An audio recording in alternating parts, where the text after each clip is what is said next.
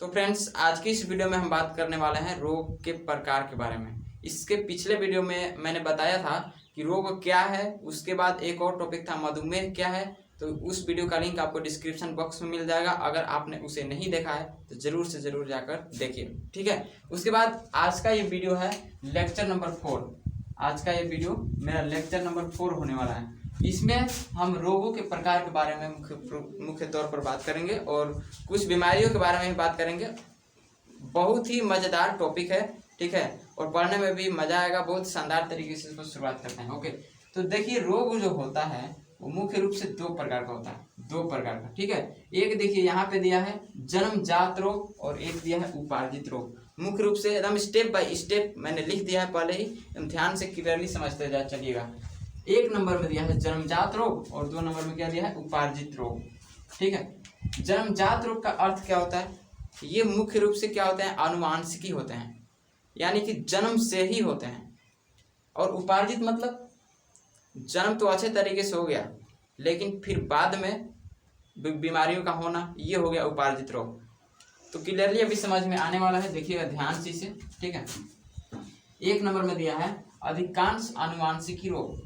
ये मैंने जो बताया है इसके नीचे, जन्मजात रोग जो होते हैं वो अधिकांश आनुवांशिकी रोग होते हैं, ठीक है। और जो उपार्जित रोग होते हैं ना, ये दो प्रकार के होते हैं। कौन कौन? एक संक्रामक रोग होते हैं, कम्युनिकेबल डिसीज होते हैं, और दूसरा संक्रामक रोग यानी कि नॉन कम्युनिकेबल डिसीज। ओके, अब एक एक करके समझते हैं स्टेप बाय स्टेप कि संक्रामक रोग और असंक्रामक रोग। पहले हम उपार्जित रोग जो है इसको पहले समझ लेते हैं, उसके बाद हम जन्मजात रोगों की बात करेंगे। ओके, तो सबसे पहले उपार्जित रोगों में मेरा नंबर 1 पे जो है संक्रामक रोग और असंक्रामक रोग। तो उसमें हम सबसे पहले असंक्रामक रोगों के बारे में जान ले रहे हैं। अभी मैं उल्टा क्यों बता रहा हूँ, क्योंकि शुरू में दिया है संक्रामक रोग और असंक्रामक रोग बाद में है, तो मैं इसको पहले बता रहा हूँ, अभी तुरंत समझ में आने वाला है। असंक्रामक रोग में क्या है कि ऐसा रोग जो व्यक्ति के संपर्क में आने से नहीं होता, यानी कि कोई बीमारी है, कोई मतलब मरीज है और उसके करीब एक स्वस्थ व्यक्ति जा रहा है, तो उसका बीमारी वो स्वस्थ व्यक्ति में नहीं हो रहा है, यानी कि टच करने वाला बीमारी नहीं है। यानी कि कोई लड़का है, उसके वो बीमार है तो उसके कांटेक्ट में हम जा रहे हैं तो वो रोग हमें नहीं होगा। इस प्रकार की बीमारी को क्या बोलते हैं? असंक्रामक बीमारी यानी कि असंक्रामक रोग कहते हैं। ओके, साफ साफ लिखा है कि ऐसा रोग जो व्यक्ति के संपर्क में आने से नहीं होता उसे क्या बोलेंगे? असंक्रामक रोग यानी कि नॉन कम्युनिकेबल डिसीज बोलते हैं। ओके, उसके बाद इसका उदाहरण समझ लीजिए कि असंक्रामक रोगों के बारे में हम कुछ कुछ बता दे रहे हैं। अभी आगे बहुत सारा पढ़ना है, बस इंट्रो अभी जान रहे हैं। तो देखिएगा कि असंक्रामक रोग का पहला नंबर, जैसा कि मैंने पहले वीडियो में बताया था कि जो रोग होते हैं, ठीक है, वो दो कारकों पर निर्भर करता है। एक जो होता है शरीर के आंतरिक क्रियाओं के कारण होता है ना, और एक शरीर के बाहरी कारकों पर होता है। दो प्रकार से बीमारी शरीर में होते हैं, यानी कि एक शरीर के अंदर से और एक शरीर के बाहर से। ओके, तो इसमें क्या है, ये जो एलर्जी है ना, ये शरीर के आंतरिक कमियों के कारण होने वाला बीमारी है। उसके बाद कुपोषण है, उसके बाद विटामिन की कमी से होने वाला रोग है। ओके, ये सब जो बीमारी है। अब बताइए, किसी को एलर्जी है तो उसके कांटेक्ट में हम जाएंगे तो हमें तो एलर्जी नहीं होगा। अगर मान लीजिए कोई कुपोषण है, उसका पोषण अच्छी तरीके से नहीं हो पा रहा है, तो वो क्या है, कमजोर है, अन्य बीमारियों से ग्रसित है, तो उससे, और हम पूरे कुपोषण के शिकार नहीं है, हम उसके कांटेक्ट में जाएंगे तो हमें तो कुपोषण नहीं ना होना चाहिए। तो यही है असंक्रामक रोग। उसके बाद है विटामिन की कमी से होने वाले रोग, यानी कि मान लीजिए कि किसी को विटामिन की कमी से कोई रोग हुआ है और हमें कोई अभी रोग नहीं है। मान लीजिए बायोलॉजी का एक ट्रिक आपको याद रखना है कि अपने ऊपर इसको लेकर समझना है। तो विटामिन की कमी से अगर कोई बीमार है तो हम पूरी तरीके से स्वस्थ हैं, तो हमें विटामिन की कमी से कोई रोग नहीं होगा, यानी कि असंक्रामक रोग, हम संक्रमित नहीं होंगे। उसके बाद अगले बीमारी की ओर आता है कैंसर, ठीक है। ये सब अभी एक एक बीमारी, एलर्जी के बारे में क्लियरली पढ़ेंगे, कुपोषण के बारे में बस उदाहरण दे रहे हैं। उसके बाद घाव हो गया, उसके बाद दुर्घटना। अगर किसी का एक्सीडेंट होता है तो हम उसके कांटेक्ट में जाएंगे तो हमें भी तो एक्सीडेंट नहीं ना हो जाएगा, इस टाइप से नहीं होता है। ड्रग्स या शराब का कुप्रयोग, ये एक अलग टॉपिक है, लेकिन उदाहरण इसी में आता है, असंक्रामक बीमारी है, ठीक है। अब देखिएगा, उसके बाद मेरा नंबर आता है संक्रामक रोग। ये तो असंक्रामक रोग बस इतना समझ जाइए कि किसी के कांटेक्ट में हम जाएंगे, किसी भी मरीज के कांटेक्ट में जाएंगे तो वो बीमारी हमें नहीं होगा, उसे असंक्रामक रोग कहते हैं। यानी कि जो व्यक्ति बीमार है, मरीज है, उसको असंक्रामक बीमारी हुआ है। ओके, बहुत ही क्लियर है और बेसिक तरीके से मैं पढ़ाता हूँ, ठीक है। यानी कि ऐसा नहीं है कि छोटा छोटा वर्ड लिखकर और उसको एक्सप्लेन कर दूँ, नहीं, आपको नोट्स भी मिल रहा है, क्लियरली आप नोट्स भी कर सकते हैं। ओके, उसके बाद संक्रामक रोग जो है इसको क्या बोलते हैं? Communicable disease. ये भी दो प्रकार का होता है। मैंने अब समझ में आया कि पहले इसको क्या बताया था। ये क्लियर है कि किसी कॉन्टेक्ट में जाने से वो बीमारी नहीं होगा। और असंक्रामक रोग जो होता है ये दो प्रकार का होता है। ओके, पहला डायरेक्ट कॉन्टैक्ट। संक्रामक मतलब क्या?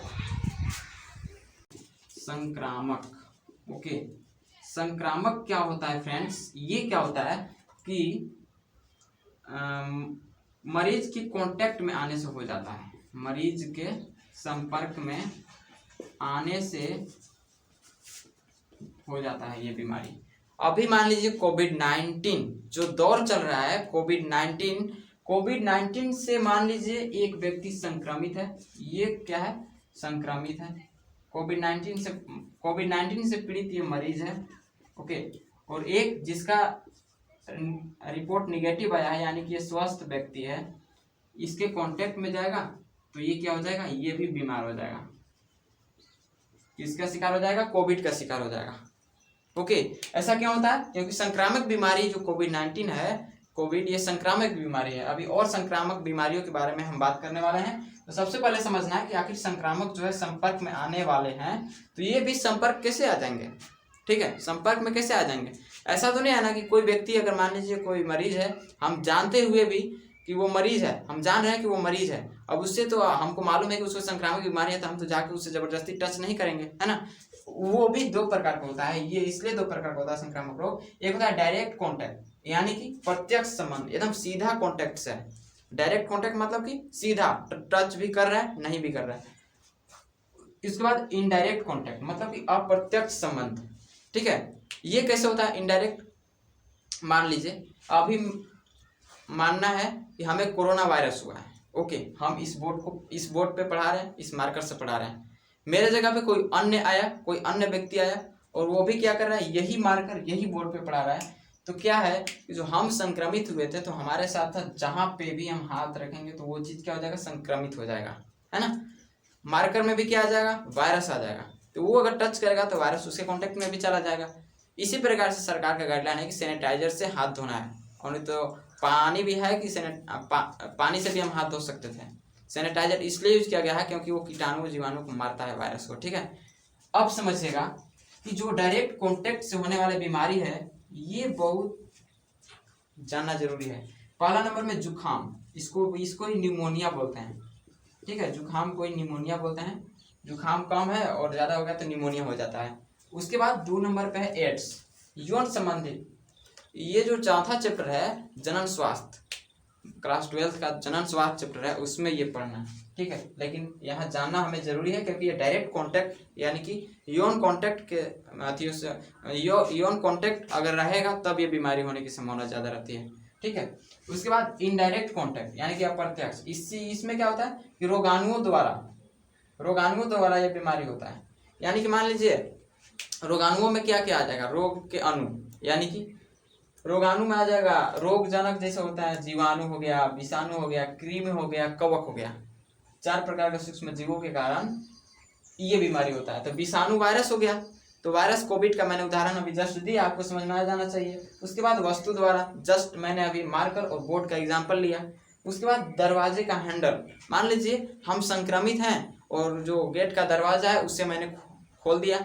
अब दूसरा आदमी भी क्या आया तो उसको पता नहीं था कि संक्रमित है, और क्या किया कि वो भी अपने हाथ से उसको खोल दिया, तो वो भी संक्रमित हो गया। ये होता है। उसके बाद जूठे बर्तन, अक्सर लोग मानते हैं कि जूठा खाने पीने से प्यार बढ़ता है।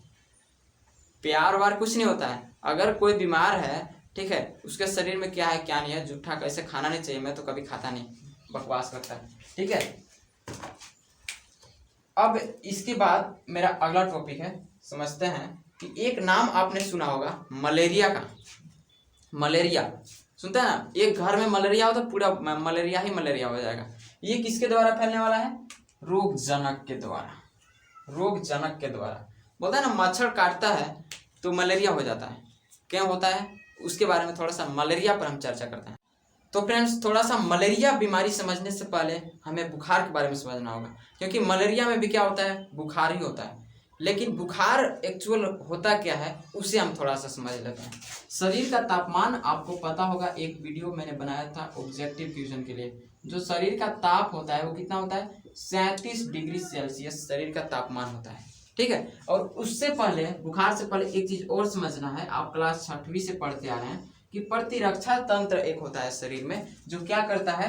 रोगों या रोगाणुओं से, ठीक है, रोगों या रोगाणुओं से लड़ने में हमारे शरीर को सहायता करता है। यानी कि कोई रोग हमारे शरीर में आने की चेष्टा कर रहा है, तो जो हमारे शरीर का प्रतिरक्षा तंत्र है वो सेना तैयार करेगा कि नहीं, इस बीमारी को हम अपने शरीर में नहीं आने देंगे, और आ भी गया तो इसको कैसे करके भगाइए देंगे, ठीक है। ये भी होता है शरीर में। ऐसा नहीं कि शरीर मंडी कार्य करता है, वो अपने लिए, अपने सुरक्षा के लिए प्रतिरक्षा तंत्र रखा है, यानी कि अपनी सेफ्टी के लिए आर्मी का, सेना का जवान भी रखा है, ठीक है ना। तो इस टाइप से क्या होता है, बुखार क्या होता है? बुखार, जब कोई पूछे कि बुखार क्या है, आपको क्या बोलना है? बुखार एक लक्षण है, बुखार एक लक्षण है। बुखार कोई बीमारी नहीं होता। बुखार क्या है? बीमारी नहीं होता, कभी भी बीमारी बुखार नहीं होता, बुखार एक लक्षण होता है, ठीक है। अभी बुखार का मैं आपको एकदम सिंपल उदाहरण दे रहा हूं, जैसा कि मैंने बताया कि रोगों या रोगाणुओं से लड़ने में सहायता करता है। बुखार क्यों होता है? मलेरिया के हिसाब से समझिए कि मच्छर अगर काट दे, ठीक है, मच्छर अगर काट दे तो हमें बुखार हो जाता है, ठीक है। तो क्या करता है एक तरीके से कि वो रोगाणु प्रवेश कर जाता है हमारे शरीर में।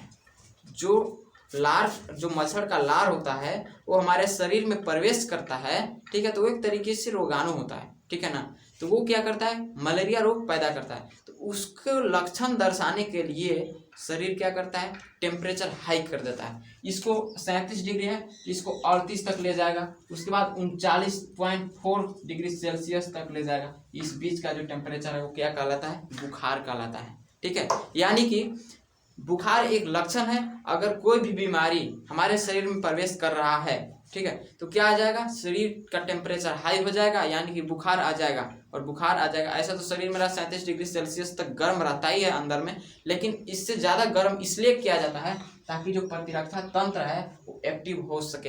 यानी कि बॉर्डर पे बोलते हैं ना, सेना को अलर्ट होने के लिए, ठीक है, पूरे सब कुछ रेडी करने के लिए, तो वैसे ही शरीर क्या करता है कि पूरा अलर्ट करने के लिए सबको टेम्परेचर हाई कर देता है, ताकि सबको नोटिस चला जाए कि अलर्ट रहना, कोई बीमारी शरीर में आने वाला है, ठीक है ना।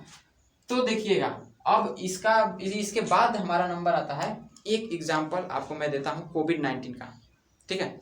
कोविड-19 जो अफवाह लोग फैला रहे हैं, कोरोना के टीका लेने से बुखार आता है, इतने कुछ मैं आपको समझाता हूँ। कोविड-19 के टीका लेने पर क्या आता है? बुखार आता है ना।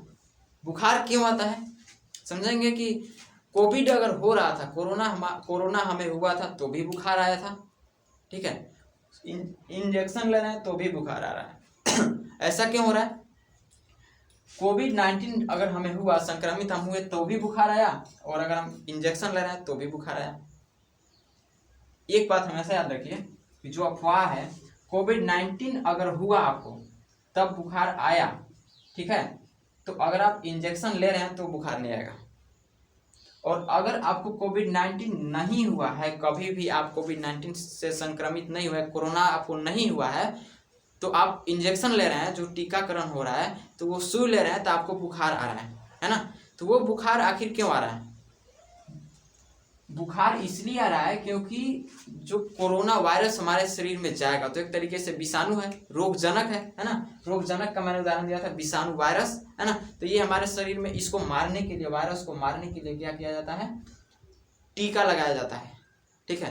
तो इसमें प्रतिरक्षा तंत्र जो है इसको एक्टिव कर दिया जाता है कि कोरोना आएगा तो हम लोग मार देंगे। इसलिए को टीका लेने के समय 12 घंटे 15 घंटे के बाद क्या हो जाता है, तुरंत बुखार आने लगता है या उससे पहले भी बुखार आने लगता है। तो इस भ्रम में ना रहें कि जो सरकार का गाइडलाइन है इंजेक्शन देने का, ये कभी भी गलत नहीं होता। अगर ऐसा होता, ठीक है, कुछ लोगों का अफवाह मैं सुनकर दंग रह जाता हूँ। कहते हैं कि जनसंख्या इंडिया में ज़्यादा हो गया है, उसे कम करने के लिए कोरोना का सुई लगवाकर आदमी को बुखार कराकर कितने आदमी को मार दिया जा रहा है, ठीक है। लेकिन ये सरासर गलती है, ठीक है। और इस हिसाब से गांव के लोग बहुत पीछे हैं इंजेक्शन लेने में। तो ये मैं कोविड के लाइन पर थोड़ा सा बोल दिया हूँ, लेकिन ये बिल्कुल सच है। बुखार आपको हमेशा याद रखना है कि बुखार एक लक्षण है। कोविड-19 में इसलिए बुखार आता है, ठीक है, क्योंकि जो प्रतिरक्षा तंत्र को मारने के लिए जो हम दवाइयाँ अंदर लेते हैं, वो प्रतिरक्षा तंत्र को एक्टिव कर देता है, यानी कि सेना के जवान को तैनात कर देता है कि कोविड-19 जैसे ही हमारे शरीर में या अन्य किसी प्रकार का वायरस आएगा, है ना, तो उसे मार दिया जाएगा। बुखार ही नहीं, इसके साथ पैरों में छिनछिनाहट होता है, कहीं कहीं खुजली उत्पन्न हो जाएगा, ये सब दाने निकलने लगेगा शरीर पर, ये लक्षण है। यानी कि ये सब किसका लक्षण है, तो ये सब प्रतिरक्षा तंत्र को एक्टिव करने वाला लक्षण है, ठीक है। अब देखिए कि जो कोरोना वायरस अगर आया था तो आपको बुखार चढ़ा था, जब आपको कोविड-19 हुआ था तो आपको बुखार आया था। ऐसा क्यों हुआ था, क्योंकि उस समय आपके शरीर में एक वायरस आया था जो आपको ग्रसित कर रहा था, अपने कब्जे में शरीर को कर रहा था। तो जो ये क्या बोले, जो शरीर का टेम्परेचर है इसको हाई कर दिया गया ताकि कोविड-19 आपके शरीर से कोरोना वायरस जो है वो आपके शरीर में ना रहे, मर जाए, कुछ भी हो जाए, ठीक है। तो इसलिए बुखार को टेम्परेचर वो शरीर एक्टिव हो जाता है, प्रतिरक्षा तंत्र एक्टिव हो जाता है। नहीं तो बुखार आना कोई बीमारी नहीं है, एक लक्षण है, ठीक है। तो आज के इस लाइव वीडियो में मैं इसके अलावा कुछ अभी और बातें जानता हूँ, अभी आपको समझ में आने वाला है, ठीक है। अभी हम दीर्घकालिक बीमारी और अल्पकालिक बीमारी के बारे में इसके बाद हम जानते हैं, ठीक है। तो मलेरिया और बुखार वाला टॉपिक आपको कैसा लगा, आप चैट बॉक्स या कमेंट सेक्शन में हमें जरूर बताइए, और वीडियो को लाइक करते चलिए, ठीक है। और चैनल को अभी तक आपने सब्सक्राइब नहीं किया है तो जल्दी से जल्दी सब्सक्राइब कीजिए, ओके। कोरोना की एक और बात करें, ठीक है, तो देखिएगा ये जो तंबाकू होता है, सिगरेट होता है ना, ये सब पर लिखा होता है कि इसका सेवन यानी कि मौत का आमंत्रण, स्वास्थ्य के लिए हानिकारक होता है। लेकिन जो कोरोना के टीके पर लोग अफवाह फैला रहे हैं, उसके लिए मैं ये एक बात कहना चाहता हूँ कि आप तंबाकू का सेवन कर रहे हैं जो आपके शरीर को नुकसान कर रहा है ना। आप गुटखे का सेवन कर रहे हो, आपको शरीर का नुकसान कर रहा है। आप सिगरेट का यूज कर रहे हैं जो आपको शरीर का नुकसान कर रहा है, और इसके साथ साथ क्या कर रहा है, उसमें लिखा भी होता है कि ये आप मौत का आमंत्रण कर रहे हैं इसका यूज, ठीक है। लेकिन कोविड-19 का टीका लेने के लिए, कोविड का टीका लेने के लिए लोग क्या कर रहे हैं, गारंटी खोज रहे हैं, है ना, गारंटी खोज रहे हैं कि सरकार गारंटी लेगी। इन लोगों से मैं एक बात कहना चाहता हूँ कि गारंटी कोई नहीं ले सकता, ये आपके इम्यूनिटी जो सिस्टम है उस पर नहीं डिपेंड करता है। कुछ लोग को इंजेक्शन लेने के कारण मौत इसलिए हो जा रही है, ऐसा भी कुछ केस आए हैं सामने, इसलिए हो जा रही है क्योंकि उनका जो इम्यूनिटी पावर यानी कि प्रतिरक्षा तंत्र है, प्रतिरोधक क्षमता है, ठीक है, वो क्या है, अत्यधिक कम है। वो उतनी बुखार को, जो बुखार की कैपेसिटी है, उतना टेम्परेचर को उसका शरीर सहन नहीं कर सकता है, इसलिए वो क्या हो जाता है, मृत हो जाता है। तो एक बात आप हमेशा याद रखिए कि आप यार गुटखा, सिगरेट और तंबाकू खाने में उसमें लिखा रहता है मौत का आमंत्रण, लेकिन आप इसका यूज बहुत ज़्यादा करते हो। लेकिन टीका जो है उसमें आप गारंटी खोज रहे हो, ऐसा क्यों? इसमें सरकार को क्या जाता है, सरकार ने टीका ले लिया है, आप लो या मत लो आप पर डिपेंडेंट है, ठीक है ना। तो इसके लिए हुआ एक पॉइंट, इसमें कोई गारंटी नहीं लगा, ठीक है। आप मौत का आमंत्रण दे रहे हो वो सब यूज करके, लेकिन आप अपने ये जिंदगी का आमंत्रण दे रहे हो, अपने जिंदगी जीने का आमंत्रण इसमें दे रहे हो, ठीक ना। इसलिए आप टीका जरूर लगवाएं, ठीक है। अब आइए इसको छोड़ते हैं और आते हैं, मैंने पहले बताया कि इसमें हम बीमारी के बारे में बात करेंगे और दो प्रकार की बीमारी के बारे में बात करेंगे। एक होता है दीर्घकालिक बीमारी और एक होता है अल्पकालिक बीमारी, यानी कि एक्यूट डिसीज और क्रोनिक डिसीज, लंबे समय के लिए क्रोनिक डिसीज का स्पेलिंग आपके सामने दिख रहा होगा। ये होता है छोटे समय के लिए और ये होता है लंबे समय के लिए, ठीक है। इसके बाद आगे समझते हैं। तो फ्रेंड्स, ये जो चेचक है ना, छोटे समय के लिए का एक उदाहरण है। छोटे समय के लिए इसको अल्पकालिक बीमारी कहते हैं और लंबे समय के लिए दीर्घकालिक बीमारी कहते हैं। तो चेचक जो है 14 दिन तक रहेगा। जो अल्पकालिक बीमारी होते हैं ये आपको 14 दिन तक परेशान करते हैं, यानी कि 14 दिन तक ही आपके शरीर में रहेंगे, उसके बाद ऑटोमेटिक चले जाएंगे। अब ये क्या होते हैं, जैसे लंबे समय के लिए कैंसर तो ऐसे ठीक होता नहीं है, बहुत ही घातक बीमारी है ना। अगर कैंसर आपको शुरुआती में पता चल जाता है तो इसका इलाज है, लेकिन सीरियस होने पर इसका कोई इलाज नहीं है, आप अपने मौत को आमंत्रण दे चुके हैं। एड्स अगर आपको हो गया, ये तो परमानेंट मौत का ये है, आप खुद से खुद इसका इलाज कराएंगे, ज़्यादा दिनों तक जीवित नहीं रह सकते हैं। ये इसका भी घातक बीमारी है जिंदगी भर।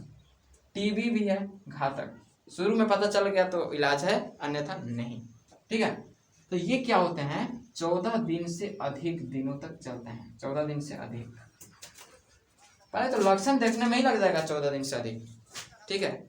तो ये तो जो लंबे समय के लिए होते हैं दीर्घकालिक बीमारी, ये क्या होता है, घातक बीमारी होता है।